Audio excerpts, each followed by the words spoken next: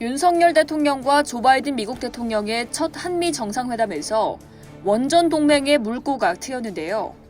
우리도 우리지만 미국이 훨씬 더 절박했던 의제라는 전문가의 분석이 나왔습니다. 미국이 신규 원전 건설을 중단하면서 시장 경쟁력을 잃었고 이 빈틈을 러시아가 비집고 들어가는 위기에 직면했기 때문이라는 건데요. 세계 에너지 안보 무게중심이 러시아로 기울던 상황에서 원전 설계, 건설, 운영 능력까지 보유한 한국은 최적의 파트너였다는 거죠. 22일 과학계는 전날 윤 대통령과 바이든 대통령이 약속한 원자력 협력 확대에 기대감을 나타냈습니다. 양국 정상이 채택한 공동 성명문에는 원자력 협력을 확대하고 수출 진흥, 소형 모듈 원자로의 개발과 전 세계적 배치를 가속화하기로 했다고 명시되어 있는데요.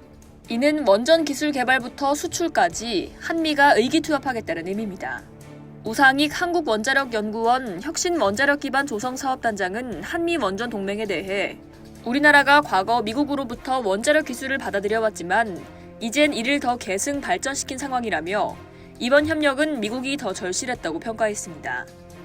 우 단장은 미국이 원전 산업 경쟁력이 무너졌기 때문에 자국 힘만으로는 어렵다고 판단한 것이라며 세계 에너지 안보 축이 러시아로 넘어가던 상황에서 절박한 미국과 원전 산업을 복원하려는 한국이 힘을 모은 것이라고 설명했습니다. 미국은 1979년 3마일 원전 사고 이후 신규 원전 건설을 최소화했고 이 과정에서 원자력 산업 기반이 무너졌는데요. 반면 이 기간 한국은 미국으로부터 기술을 들여와 국내에 원전 25기를 건설했고 아랍에미리트의 한국형 원전 APR-1400을 200억 달러 규모로 수출했죠. 이를 통해 원전 설계, 건설, 운영까지 독자 능력을 확보한 겁니다. 러시아는 1200메가와트급 원전인 VBER-1200으로 세계 시장 주도권을 쥐고 있습니다. 러시아는 이집트, 방글라데시, 동유럽 등에서 원전 사업을 따내고 있는데요. 러시아 국영 원전 기업인 로사톰 자회사인 JSC-ASE사는 이집트 엘다바 원전 4기를 짓는데 총 300억 달러 규모 계약을 체결했습니다.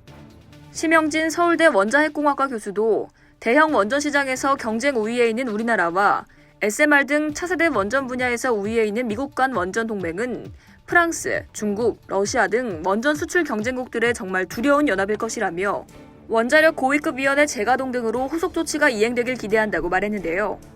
국내 원전 전문가들은 지난 5년간 문재인 정부에서 중단됐던 원자력 고위급위원회 재개를 이번 정상회담의 성과라고 평가했습니다. 이 위원회는 2015년 한미양국이 원자력 협정 개정 이후 협력 기회를 늘리기 위해 후속 조치 차원에서 설치됐는데요. 그러나 양국 원전 기업인 한국전력과 웨스팅하우스 간 지식재산 분쟁이 벌어지며 협력에 어려움을 겪었습니다. 이젠 이런 IP 분쟁이 외교 채널을 통해 마무리될 것으로 보입니다. 정용훈 카이스트 원자력 및 양자공학과 교수는 양국이 전략적 협력으로 원전 산업 기술을 선도하고 세계 시장에 진출할 수 있는 교두보를 마련했다며 SMR 기술 개발과 양국 전문가와 기업 사이에 협력 통로가 생기고 시장 공동 진출이 가능해질 것이라고 기대감을 표했습니다. 이상 여의도TV였습니다.